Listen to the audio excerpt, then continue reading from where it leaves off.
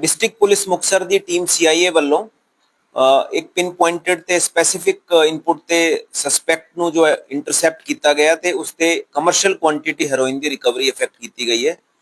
ਇਸ ਕੇਸ 'ਚ 1.1 kg heroin ਦੀ recover ਹੋਈ ਹੈਗੀ ਤੇ ਟੀਮ ਸੀਆਈਏ ਨੇ ਇਸ 'ਚ ਬੜਾ ਚੰਗਾ ਕੰਮ ਕੀਤਾ ਤੇ ਇਸ ਬੰਦੇ ਨੂੰ ਜਿਹੜਾ ਐਪਰੀਹੈਂਡ ਕੀਤਾ ਗਿਆ ਇਸ ਦਾ ਨਾਮ ਹੈ ਜੱਜ ਸਿੰਘ ਉਰਫ ਸੰਦੀਪ ਸਿੰਘ ਉਰਫ ਸਿੱਧੂ।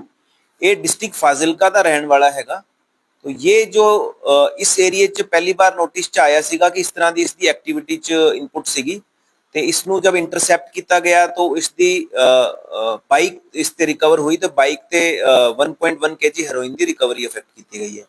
तो इनिशियल पुछगिछ ते ये गल सामने आई है कि ये फिरोजपुर ते फाजिलका सेगमेंट तो लेके आया सीगा। इस ते पुछगिछ जारी हैगी तो we are investigating on all fronts की इसका फाइनेंशियल फुटप्रिंट की हैगा, फॉरवर्ड बैकवर्ड लिंकेज इस ते किहड़े बंदे इन्वॉल्व हैगे ते फर्दर इस टीम्स इसका जो मोबाइल जो फोरेंसिक पार्ट है वो भी एग्जामिन कर रही है कि किस तरह कॉन्टैक्ट्स ते सीगा या किस तरह सारा जो ड्रग ट्रैफिकिंग नेटवर्क च इसका रोल सीगा।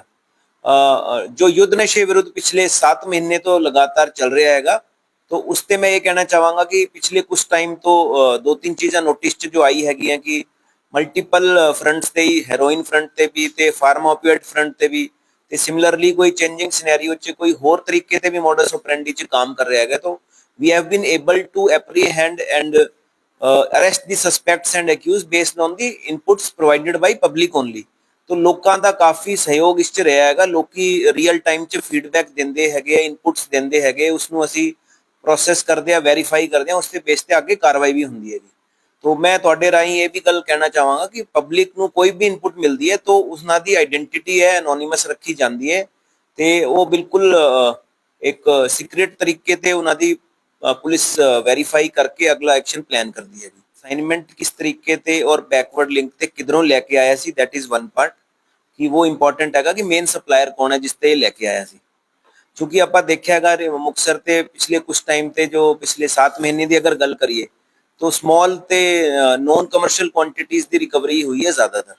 तो रिसेंटली जो कमर्शियल क्वांटिटी की रिकवरी हुई है उसके 2 पार्ट है कि सीआईए टीम ने बड़ा एक इंटैलीजेंटली ते डिलीजेंटली काम किया है, डेवलप की है इन्फॉर्मेशन उसनू प्रोसेस करके आगे काम किया है। तो I appreciate my team on this front कि उन्होंने मतलब कली इन्फॉर्मेशन ते देखो बिल्ड करके काम करे तो टाइम लगता है। तो उस फ्रंट से काफ़ी काम होया क्योंकि इन्होंने मेहनत की है।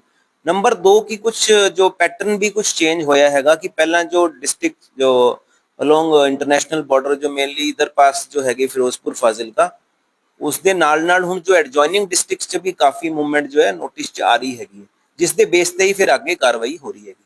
जिवें रिसेंटली इसी महीने की पिछले महीने की अगर गल करिए तो रिसेंटली एक 4 kg हेरोइन की रिकवरी हुई है, एक 800 ग्राम हेरोइन की रिकवरी हुई है। तो जो कमर्शियल क्वांटिटी की हेरोइन की रिकवरी का मतलब ये है कि पैटर्न थोड़ा सा चेंज होया है और उसी बेस पे फिर मुक्तसर पुलिस काम भी कर रही है और उसका एक्शन भी सामने फॉलोअप दिख रहा है।